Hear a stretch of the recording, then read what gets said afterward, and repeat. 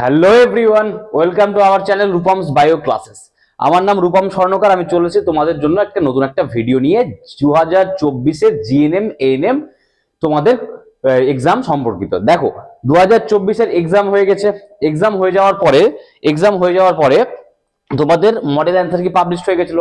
Model answer কি publish হওয়ার পর যাদের যাদের ডাউট ছিল আমাদের, তারা আমরা অ্যাপ্লাই করেছিলাম, মানে কোশ্চেন চ্যালেঞ্জ করেছিলাম। তারপরে ওএমআর রেসপন্স এসেছিল। এবার ওএমআর রেসপন্স এর উপর আমরা অনেকেই চ্যালেঞ্জ করেছি, যাদের প্রবলেম হয়েছিল বা যাদের মনে হচ্ছে যে আমি যে ওয়েমারটা করে এসেছি এক্সামে সেটা এই ওয়েমারটা না। ঠিক এই কটা প্রবলেমের জন্য আমরা কিন্তু সেগুলো করে রেখেছি। এইবার আমরা দীর্ঘ প্রতীক্ষা করছি যে কবে ফাইনাল অ্যান্সার কি পাবলিশ হবে। কারণ যতদিন না ফাইনাল অ্যান্সার কি পাবলিশ হচ্ছে, তোমাদেরকে আমি প্রত্যেকটা ভিডিওতে বলেছি, যতদিন না ফাইনাল অ্যান্সার কি পাবলিশ হচ্ছে ততদিন তো কি হবে না, অফিসিয়ালি রেজাল্ট যাকে বলছো তোমার rank card published, rank card তো হচ্ছে না। যারা প্রথমে আমি ডেটটা বলেছিলাম কত, 10 থেকে 12 সেপ্টেম্বর। তারপর লাস্ট ভিডিওতে আমি বলেছি সেটা হবে কত, 16 থেকে 17। মানে এবার তার উপর অনেকে বলছো যে দাদা ওই সময় হলিডে আছে, বিশ্বকর্মা পুজো আছে, আর একটা ঈদ উল ফিতর না সামথিং কিছু একটা বলছো সেটা আছে। বাট অ্যাকচুয়ালি কি না, যদিও ছুটিও থাকে, যদিও হলিডেও থাকে সে সময়, তবুও কিন্তু সেই দিনই রেজাল্টের চান্স পাওয়ার ম্যাক্সিমাম চান্স, মানে প্রকাশ পাওয়ার ম্যাক্সিমাম চান্স। কেন বলছেন এই কথাটা? দেখো, যদি ওরা বলতে বোর্ডস উইথ ডিউ রেসপেক্ট, যদি ওরা মানে বোর্ডস যদি 16 বা 17 তারিখে রেজাল্টটা পাবলিশ না করে, তাহলে ওদের জন্য একাডেমিক ইয়ারটা সাজাতে অনেক প্রবলেম হয়ে যাবে। কিরকম? 16 থেকে 17, আমার একটা বোন জিজ্ঞেস করেছো যে রেজাল্টের কয়দিন পর থেকে কাউন্সিলিং শুরু হয়। 7 দিন পর থেকে। তোমার অ্যান্সার হচ্ছে 7 দিন পর থেকে। ধরো আজকে রেজাল্ট পাবলিশ হলো, আজকের 7 দিন পরে নোটিশ আসবে। কি আসবে? একটা অফিসিয়াল নোটিশ আসবে, যেখানে রেজিস্ট্রেশনের ডেট মেনশন থাকবে, যেখানে কাউন্সিলিং এর প্রসেস মেনশন থাকবে, কি কি ডকুমেন্টস লাগবে সেগুলো মেনশন থাকবে, যেগুলো আমি অলরেডি তোমাকে বলে দিয়েছি। ঠিক এই জিনিসগুলো 7 দিন পরে নোটিফিকেশনের মাধ্যমে তোমরা জানতে পারবা। আর ওই নোটিফিকেশনের ডেট দেওয়া থাকবে যে রেজিস্ট্রেশন 2 বা 3 দিন পর থেকে, মানে ধর আজকে নোটিফিকেশনটা আসলো, 7 দিন আগে রেজাল্ট হয়েছে, আজকে নোটিফিকেশনটা আসলো, নোটিফিকেশন লেখা আছে আর আজকে থেকে 2 দিন পরে রেজিস্ট্রেশন শুরু হচ্ছে। তা 2 দিন পর থেকে তোমার রেজিস্ট্রেশন শুরু হলো। এইবার এই যে রেজিস্ট্রেশনটা শুরু হলো, রেজিস্ট্রেশন যখনই শুরু হলো, তুমি কিন্তু কাউন্সিলিং প্রসেসের মধ্যে ইনভলভ হয়ে গেলে, তখন তোমার পক্ষে ডকুমেন্টস গুলোকে রেডি করা কিন্তু আর পসিবল হবে বলে তো আমার পার্সোনালি মনে হয় না। যার জন্য আমি তোমাদেরকে ভালো কথা বলেছিলাম যে তোমার ডকুমেন্টস গুলো যেগুলো তোমাদের লাগবেই, যদি কারো এই যে এই কাট অফের রিলেটেড আসছে, ঠিক তাহলে তাকে কাউন্সিলিং এ বসছো, আর কাউন্সিলিং এ বসলে তার চান্স থাকবে ম্যাক্সিমাম যে সিটটা পেয়ে যাওয়ার, কারণ কাট অফ তো সেরকম করেই বলা হয় যাতে করে সে সিটটা পেয়ে যায় কম্পারেটিভলি। তো যদি সেই জিনিসটাই হয়, তাহলে তোমাকে আগে থেকে ডকুমেন্টস গুলো রেডি করে রাখলে তোমার জন্য ইজি হয়ে যাবে। 3টে documents: domicile certificate, income certificate, medical fitness, আর ক্যাটাগরি সার্টিফিকেট ফর ইডাব্লিউএস বা ওবিসি এ বা ওবিসি বি দের জন্য এনসিএল। এসসি এসটি দের যত পুরনোই সার্টিফিকেট থাক না কেন সেটাই ভ্যালিড। ঠিক জেনারেলদের কোনো, বুঝতেই পারছো তোমাদের খুব দুঃখ, জেনারেলদের সত্যি খুব দুঃখ সব জায়গাতে। ছাড়ো, বাদ দাও, কন্ট্রোভার্সি করে লাভ নেই। তো এই হচ্ছে ব্যাপার। এইবার তোমরা যদি কটা ডকুমেন্টস আগে থেকে বানিয়ে নাও, medical certificate, domicile certificate, OBC A OBC B এর জন্য এনসিএল, ইডাব্লিউএস সার্টিফিকেট বা যার সিভিল ডিফেন্সও নেই তার সিভিল ডিফেন্সের সার্টিফিকেট, এগুলো যদি বানিয়ে রাখো তাহলে তোমরা কিন্তু কাউন্সিলিং এর জন্য সুবিধা হবে। এবার আমাকে একজন জিজ্ঞেস করেছে কমেন্ট করে যে দাদা আমি ওবিসি বি ভুল করে দিয়ে দিয়েছিলাম, বাট এখন আমার ওবিসি বি সার্টিফিকেটটা নেই, তাহলে আমি কি করব বা আমার কি হবে? ওর স্কোরটা মোটামুটি ভালো, 85+ স্কোর ছিল। তো যদি কারো ক্ষেত্রে এরকম হয়, যদি কারো ক্ষেত্রে এরকম হচ্ছে, তাহলে সেক্ষেত্রে কি করতে পারবে? সে জেনারেল ক্যাটাগরি থেকে বিলং করবে। ধরে নাও সে কাউন্সিলিং এর সময় জেনারেল ক্যাটাগরি পুট করলো, যেখানে তোমার ক্যাটাগরি পোর্শন জেনারেল পুট করবে, জেনারেল ক্যাটাগরিতে তার কি হবে? কাউন্টেবল করা হবে, মানে তাকে জেনারেল ক্যাটাগরি স্টুডেন্ট হিসেবে ধরা হবে। ঠিক? তো তুমি একদম প্যানিক হবে না, তোমার মার্কস খুব ভালো আছে, 85+ তুমি লিখেছিলে কমেন্টে, তোমার যদি 85+ আসে বা 80+ও আসে, তোমার জেনারেলে তো ফার্স্ট কাউন্সিলিং হয়ে যাবে। আমি প্রমিস করছি, জেনারেলে ফার্স্ট কাউন্সিলিং হয়ে যাবে। তো তুমি প্যানিক হবে না ক্যাটাগরি নিয়ে, তোমার এমনি হয়ে যাবে। ঠিক? এবার তোমাদের যেটা সব থেকে লাস্ট, যেটা সব থেকে ইম্পর্টেন্ট জিনিস এই সময় দাঁড়িয়ে, যেখানে আজকে তোমার 12 তারিখ, 12 সেপ্টেম্বর, তোমরা রেজাল্ট আসে 16 থেকে 17 তারিখে, মানে আর দীর্ঘ প্রতীক্ষার পর শেষের 3 থেকে 4টে দিন। এই সময় সব থেকে যেটা ইম্পর্টেন্ট তোমাদের জানা, সেটা হচ্ছে কাট অফ। তো কাট অফটা জেনে নি, চলো দেখো। কাট অফ আমি এর আগেও 2টো ভিডিও বলেছি, আজকেও বলছি। তার রিজন হচ্ছে তোমরা এখনো কাট অফ নিয়ে আমাকে কিন্তু জিজ্ঞেস করছো। আমার কিন্তু নিজে থেকে বলা টেন্ডেন্সি থেকে তোমাদের কমেন্টে আসার পরে বলার টেন্ডেন্সিটা অনেকটাই হাই, যার জন্য আমাকে এগুলো বলতে হচ্ছে। কাট অফটা জানাও দরকার, যাদের হয়তো বারবার মনে হচ্ছে যে কাট অফ কেন বলছেন, মানে দুটো ভিডিও তো অলরেডি বলেছেন, এখানে কেন বলছেন কাট অফ, এই কারণেই বলছি। দেখো, ধরো আমি জলে ডুবে গেছি, ঠিক, আমি ধরো না জলে ডুবে গেছি, আমাকে কেউ তুলে নিয়ে আসলো, তুলে নিয়ে এসে কি করছে, মুখ দিয়ে এয়ার দিচ্ছে আমাকে, দেখেছো তো, জল থেকে কেউ উঠে গেলে পেটটাকে প্রেস করে মুখ দিয়ে এয়ার দেয়, ঠিক, যাতে করে কি হবে, লাংসটা আবার কোলাপস, লাংসটা কোলাপস হয়ে যায়, তো ওই কোলাপসটা তো খুলে যায়। তো কেন হয় এটা, এটা মানে কেন হয় আমি আর যাবো না এখন। তো এটা করার কারণ কি শেষ মুহূর্তে, কারণ যাতে করে সে নিজের আবার আগের মতো অবস্থায় ফিরে আসে। তো তোমাদের 3 থেকে 4 দিন, আমরা তো স্টুডেন্ট ছিলাম, তো আমরাও জানি যে এক্সামের রেজাল্টের 3 থেকে 4 দিন আগে কিরকম মেন্টালি প্যানিক অবস্থা চলে। তো সেটাকেই মানে জাস্ট তো সেই জায়গায় একটা অক্সিজেন দেওয়ার কাজ করছি আমি, আমি সেই জায়গায় একটা অক্সিজেনের মতো কাজ করার চেষ্টা করছি। আমি বলছি না আমি পারছি কিনা, আমি জানি না, বাট আমি তোমাদের কাছে সেই অক্সিজেনটা দিচ্ছি না, দ্যাট তুমি সেই জায়গাটা, আর সেটা অনেস্টলি, এমন না যে কেউ বলছে দাদা আমি 28 বা 30 পেয়েছি, আমার কি সিলেকশন হবে, আমি বলছি হ্যাঁ, সেটাও বলছি না। যেটাই অথেন্টিক, সেই অথেন্টিক কাট অফটা তোমাদের সামনে তুলে ধরছি, যাতে করে তোমরা ভালো মার্কস নিয়ে এসেও যেন তোমাদের এই ফিলটা না হয় যে আমার হবে কি হবে না, যেটা তোমরা কমেন্টে বারবার আমাকে জিজ্ঞেস করছো, দাদা আমার এই নাম, আমার এই ক্যাটাগরি, আমার এত স্কোর, আমি কি পাবো, চান্স পাবো জিএনএম বা এনএম। তো দেখো আমি কাট অফটা রিভিল বলছি, 2024 জিএনএম এনএম এর জন্য যে ম্যাক্সিমাম কাট অফ যেতে পারে, মানে ম্যাক্সিমাম মানে কি, এর উপরে মিনিমাম কাট, ম্যাক্সিমাম মানে কি, আমি কি যদি বলো স্যার, আপনি এখানে লিখেছেন জেনারেল ইউআর 58 to 60 ফিমেল, মানে যারা ফিমেল আছো তারা যদি জেনারেল ক্যাটাগরি বা আনরিজার্ভ ক্যাটাগরি থেকে বিলং করো, যাদের কোনো ক্যাটাগরি নেই, তারা যদি 58 থেকে 60 থাকে, তাহলে তারা এবছর গভর্নমেন্টে অ্যাটলিস্ট জিএনএম এর সিটটা পাচ্ছে, এবছর গভর্নমেন্টে অ্যাটলিস্ট জিএনএম এর সিটটা পাচ্ছে। তো যদি এই কথাটা আমি বললাম, তার মানে যদি কেউ আমাকে কমেন্ট বলে দাদা আমার 52 হচ্ছে, তাহলে কি আমি ট্রাই করব না? আপনি তো বললেন 58 তো মিনিমাম থাকতে হবে বা 60 মিনিমাম থাকতে হবে, তো 58 একটা স্ট্যান্ডার্ড, যেটা গত বছরের কাট অফ, এবছরের কোশ্চেন পেপার, কোশ্চেনের মডারেট লেভেল, আর কতগুলো স্টুডেন্ট পরীক্ষায় অ্যাপিয়ার হয়েছে, এগুলোর উপর বেস্ট করে আমি জিনিসটা বললাম তোমাকে, ঠিক আছে। এবার যদি কেউ 58 থেকে, আমি বললাম জেনারেল বা আনরিজার্ভ ক্যাটাগরির জন্য 58 থেকে 60 মার্কস লাগবে to get into GNM in government medical college, GNM পাওয়ার জন্য গভর্নমেন্ট মেডিকেল সরকারি কলেজে। কেউ যদি 52 পায়, সেও অবশ্যই ট্রাই করবা, সে কত নিচ পর্যন্ত ট্রাই করব, কত নিচ পর্যন্ত, যারা 45 প্লাস আছো না, যারা 45 প্লাস আছো, তারা কিন্তু প্রত্যেকেই ট্রাই করবা। তাহলে আপনি এখানে কেন 45 লিখেননি? এটা হচ্ছে সেফ স্কোর, কি এটা কাউন্সিলিং এর জন্য সেফ স্কোর, যে কাউন্সিলিং এ তুমি বসছো বা যারা বসছো কাউন্সিলিং এ, তারা যেন মাথার মধ্যে এটা থাকে যে এটা স্কোর থাকলে আমি এক নিশ্চয়ই ফার্স্ট বা সেকেন্ড বা থার্ড বা মপ আপ, আমি এগুলোতে কিন্তু চান্স পেয়ে যাব। ঠিক, আবার বলছি যে এটা হচ্ছে কি সেফ স্কোর, এটা হচ্ছে সেফ স্কোর। কাট অফ মানে কি সেফ স্কোর, যাতে করে তুমি তোমার ড্রিম বা যার জন্য তুমি পরীক্ষাটা দিয়েছো সেটা তুমি পেয়ে যাও। কাট অফ মানে হচ্ছে কি, যে ধরো আমি আমি এমবিবিএস এর পরীক্ষা দিয়েছি, তাহলে আমি জানো এমবিবিএস এর চান্স পাবো মিনিমাম, এই নাম্বারটা থাকলে আমি এমবিবিএস এর চান্স পেয়ে যাবো, তাহলে সেটা হচ্ছে কি আমার জন্য কাট অফ। তো ব্যাপারটা হচ্ছে ওই রকমই, যে যদি কেউ জেনারেল ক্যাটাগরিতে 58 থেকে 60 পায়, 58 থেকে 60 পায়, তাহলে সে অবভিয়াসলি এবছর জিএনএম এর সিটটা পাচ্ছ, ঠিক। আর কেউ যদি 45 প্লাস হয়ে থাকো, অবশ্যই সে ট্রাই করবা, তোমাদের যারা 45 তাদেরকে 50-50 চান্স যে পেতে পারে, নাও পেতে পারে, ঠিক। আচ্ছা, পেলেও শেষের কাউন্সিলিং এ পাবে।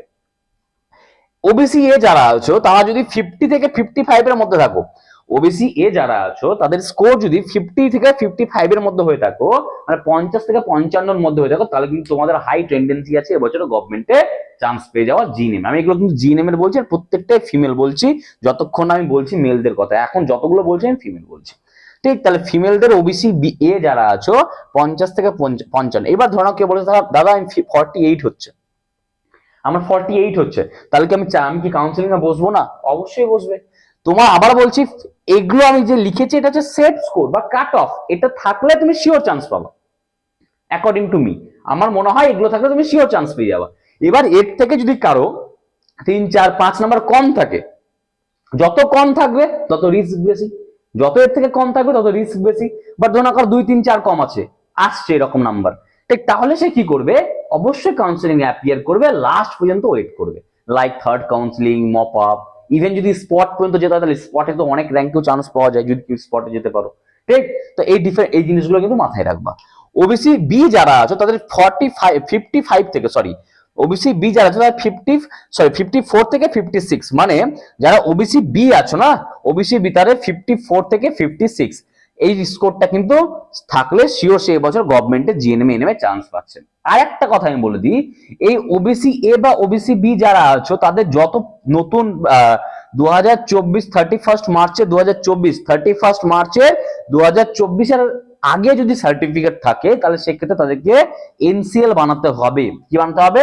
NCL certificate. আর সেটা ইমিডিয়েটলি তোমরা ডিএম অফিস থেকে বা এসডিএম অফিস থেকে বা এডিএম অফিস থেকে কিন্তু বানিয়ে নিও। যদি কেউ কারো যদি বিডিও অফিসে বানায় তাহলে বিডিও অফিসে, কিন্তু বিডিও অফিসে বানাই না এটা, ঠিক?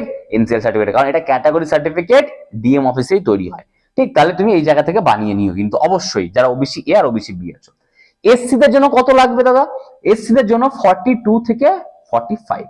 যারা এসসি ক্যাটাগরি থেকে বিলং করেছে আর এই বছর 42 থেকে 45 মিনিমাম নাম্বার তোমাদের আসছে, তারা কিন্তু এবছর শিওর এসসি ক্যাটাগরি থেকে জিএনএম এ চান্স পেয়ে যাবে। এগুলো কিন্তু জিএনএম এর ফিমেলদের, আবার বলছি জিএনএম এর ফিমেলদের। এএনএম এর কি করব? এর থেকে তুমি মোটামুটি 5 to 7 অ্যাড করে দাও, এর থেকে প্রত্যেকটা ক্যাটাগরি থেকে 5 to 7 অ্যাড করে দাও, শুধু এসসির ক্ষেত্রে 10 অ্যাড করবা, ঠিক? আচ্ছা, এইবার দেখো ইডব্লিউএস এর কত হবে? ইডব্লিউএস এর কত লাগবে? 45 প্লাস। কত লাগবে? 45 প্লাস। এসটি দের কত লাগবে? 35 থেকে 40। কত লাগবে? 35 থেকে 40। সিডি মানে সিভিল ডিফেন্সের কত লাগবে? 48 থেকে 52। আবার বলছি, জেনারেল 58 থেকে 60, ওবিসি এ 50 থেকে 55 মানে 50 থেকে 55, ওবিসি বি 54 থেকে 56, 54 থেকে 56, এসসি হচ্ছে কত? 42 থেকে 45 বা 42 থেকে 45, ইডব্লিউএস কত? 45 প্লাস। যাদের 45 প্লাস বা 45 আছে তারা কিন্তু, আর যদি তারা ইডব্লিউএস ক্যাটাগরি থেকে বিলং করে তাহলে তাদের একটা হাই টেন্ডেন্সি আছে এবছর চান্স পেয়ে যাওয়ার। যারা এসটি ক্যাটাগরি আছে তাদের যদি 35 থেকে, এসটি ক্যাটাগরির জন্য যদি 35 থেকে 40 এর মধ্যে থাকে স্কোর, তাহলে শিওর এবছরের চান্সটা হয়ে যাচ্ছে। সিভিল ডিফেন্সে কত লাগবে? 48 থেকে 52। কত লাগবে? 48 থেকে 52। এটা প্রত্যেকটাই ছিল কার? ফিমেলদের জন্য। কার জন্য ছিল? ফিমেলদের জন্য 2024 এর জিএনএম এর জন্য। এএনএম এ বলিনি, জিএনএম এর জন্য। এবার এএনএম এর করতে গেলে এর সাথে 5 to 7 অ্যাড করে দাও, এসসি তে 10 অ্যাড করে দাও, তাহলে তুমি এএনএম এর কাট অফ বা সেভ স্কোরটা পেয়ে যাবে। এবার মেলদের দেখো, মেলদের দুটো সরকারি কলেজ আছে জিএনএম এর জন্য শুধু, সেটা হচ্ছে অশোকনগর আর বাঘাযতীন। এই দুটোতেই আছে সিট, আর সিট খুব অল্প মেলদের জন্য, মানে ছেলেদের জন্য। তো general UR for male GNM কত লাগবে? মিনিমাম, এর নিচে গেলে হবে না, মিনিমাম 75 প্লাস লাগবে। কত লাগবে? 75 প্লাস, মানে 75 নাম্বার মিনিমাম থাকতে হবে। 75 এর উপরে গেলে তুমি টেন্ডেন্সি রাখতে পারো যে হ্যাঁ, যে তুমি এবছর গভর্নমেন্টে জিএনএম এর চান্স পাচ্ছ, যেটা তোমাদের দুটোই কলেজ আছে, একটা হচ্ছে কি অশোকনগর, একটা হচ্ছে কি বাঘাযতীন। আচ্ছা, যদি কারো ক্যাটাগরি থাকে ছেলেদের মধ্যে, তো যদি ছেলেদের মধ্যে ক্যাটাগরি থাকে তাহলে খুব একটা ডিফারেন্স হবে না, ওই ধরে নাও 3 থেকে 4 বা ম্যাক্সিমাম 5 নম্বরের ডিফারেন্স হবে। তো যদি জেনারেলে 75 প্লাস লাগে তাহলে ক্যাটাগরির ক্ষেত্রে কত লাগবে? অলমোস্ট 70 প্লাস মতো লাগবে। কিন্তু 70 তোমাদের জন্য মিনিমাম নাম্বার, যেটা থাকতেই হবে গভর্নমেন্টে চান্স পাওয়ার জন্য। 75 প্লাস থাকবে জেনারেল ক্যাটাগরি, তুমি শিওর চান্স পেয়ে যাবা।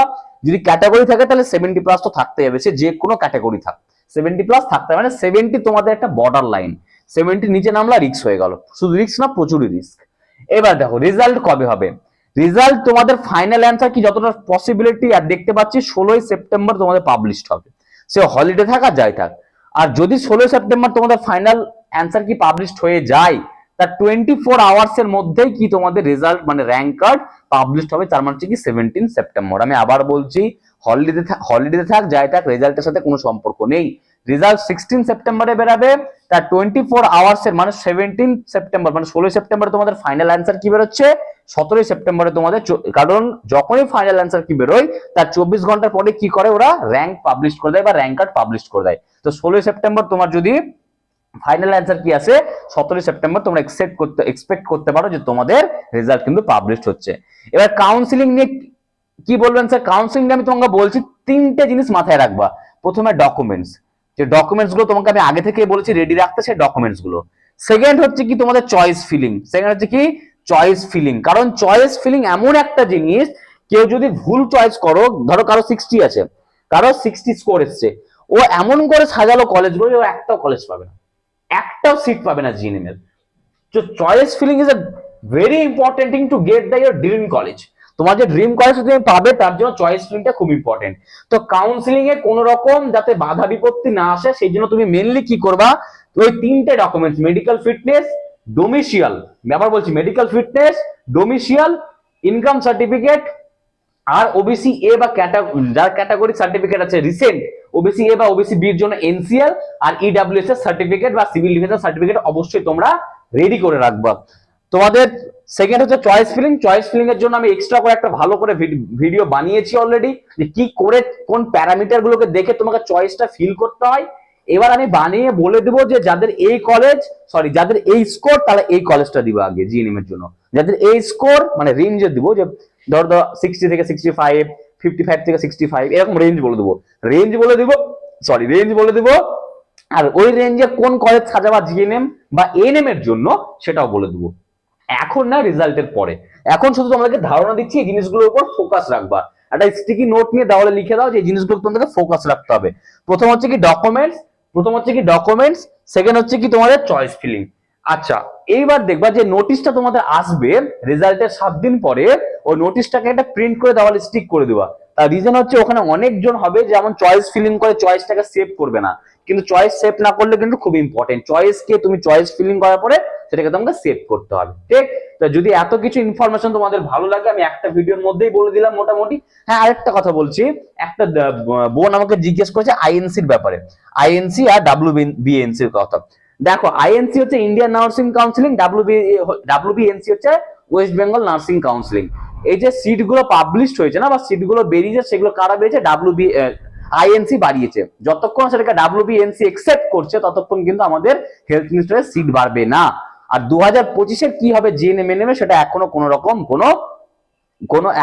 রকম ক্লিয়ারেন্স নেই। যে তুমি যে বলছো যে অনেক কিছু 2025-এ নাকি এএনএম বন্ধ হয়ে যাবে, এখনো কোনো ক্লিয়ারেন্স নেই। তোমরা কোথা থেকে ইনফরমেশন পাচ্ছ আমি জানি না। ঠিক, তো এখন 2025 নিয়ে একটু কম ভেবে, যাদের মনে হচ্ছে যে এই নাম্বারটা আমাদের আসছে তাহলে তারা কাউন্সিলিং নিয়ে ভাবো, ডকুমেন্টস গুলো রেডি করো, চয়েস ফিলিং এর উপর ফোকাস দাও, রেজাল্টের জন্য পেশেন্সলি ওয়েট করো, নিজের পেশেন্স ব্রেক করবা না, নিজেকে ব্রেক করবা না, যাতে করে তুমি ইজিলি এবছর গভর্নমেন্টে চান্স পেয়ে যাও। ঠিক, এই ছিল আমার ভিডিওর বক্তব্য। যদি ভিডিওটা ভালো লাগে লাইক শেয়ার সাবস্ক্রাইব অবশ্যই করো। তোমাদের জন্য যথেষ্ট, মানে কি বলবো, এগুলো বলা ঠিক না প্রত্যেকটা ভিডিওতে, কিন্তু যথেষ্ট ডাটাগুলো অ্যানালাইসিস করে তারপর এই জিনিসগুলো বানাতে হয়। যদি ভিডিওটা ভালো লাগে অবশ্যই সাবস্ক্রাইব করে যাবা। তোমাদের কমেন্টস যদি ভালো লাগে তবুও, খারাপ লাগে তবুও, তোমাদের যদি কোনো ডাউটস থাকে, যেমন দেখো ডাউটস গুলো পাঠিয়েছো বলে আমি ডাউট 3-4টে ডাউটকে তুলে ধরে বলে দিলাম। ঠিক, তো আরেকজন আমাকে বলেছিল, সরি একটু আর টাইম নিচ্ছে, আরেকজন আমাকে বলেছিল যে দাদা আমার বিয়ে হয়ে গেছে, আমার এখন ডোমিসাইলটা কার নামে হবে? তুমি যে জায়গায় এখন আছো প্রেজেন্টলি তার নামে হবে, তোমার স্বামীর নামে। মানে অ্যাকচুয়ালি ডোমিসাইলটা তোমার নামেই হবে, ডোমিসাইল সার্টিফিকেট, বাট তোমার স্বামীর অ্যাড্রেসে হবে। ঠিক, এই ছিল তোমাদের, যদি মানে আমার যেটা বলার তোমাদের কমেন্টস থেকে তুলে নিয়ে যেটা ইম্পর্টেন্ট বলে মনে হচ্ছে আমি বলে দিলাম। যদি ভিডিওটা ভালো লাগে লাইক শেয়ার সাবস্ক্রাইব অবশ্যই করবা। তোমাদের মূল্যবান কমেন্টটা অবশ্যই ছেড়ে যাবে যদি কারো ডাউট থাকে, যদি সেটা আমার মনে হয় যে ডাউটসটা খুব ইম্পর্টেন্ট, আমি অবশ্যই সেটাকে তো অনেককে রিপ্লাই করে দিই, অনেককে আবার এখানে ভিডিওতে তুলেও ধরি। ঠিক, তো যদি ভালো লাগে তো অবশ্যই লাস্টবার বলছি লাইক শেয়ার সাবস্ক্রাইব। আর হ্যাঁ, আমাদের টেলিগ্রাম চ্যানেল আছে রূপমস বায়ো ক্লাসেস, আমাদের টেলিগ্রাম চ্যানেল আছে রূপমস বায়ো ক্লাসেস, এই ইউটিউব চ্যানেলের নামেই হয়তো তোমার টেলিগ্রামে সার্চ করো রূপমস বায়ো ক্লাসেস, অথবা ওই টেলিগ্রামের লিঙ্ক আমাদের ইউটিউবের ডেসক্রিপশনে দেওয়া আছে, যেখানে তুমি ট্যাপ করে ডিরেক্টলি কি করতে পারবা, ট্যাপ করে ডিরেক্টলি আমাদের সেই টেলিগ্রাম চ্যানেলে জয়েন হয়ে যাও for further update and fast update, যাতে ফাস্ট আপডেট গুলো ওখানে পাওয়া যায়। কারণ ভিডিও বানাতে টাইম লাগে, আপডেট দিতে মোটামুটি তাও ঘন্টা 2-1 টাইম লাগে। তো যদি ফাস্ট আপডেট চাও তাহলে তুমি আমাদের টেলিগ্রাম চ্যানেলটা জয়েন করে যাও রূপমস বায়ো ক্লাসেস। তো চলো বাই, থ্যাংক ইউ। ভিডিওটা ভালো লাগে আবার বলছি লাইক শেয়ার সাবস্ক্রাইব করবা, বাই।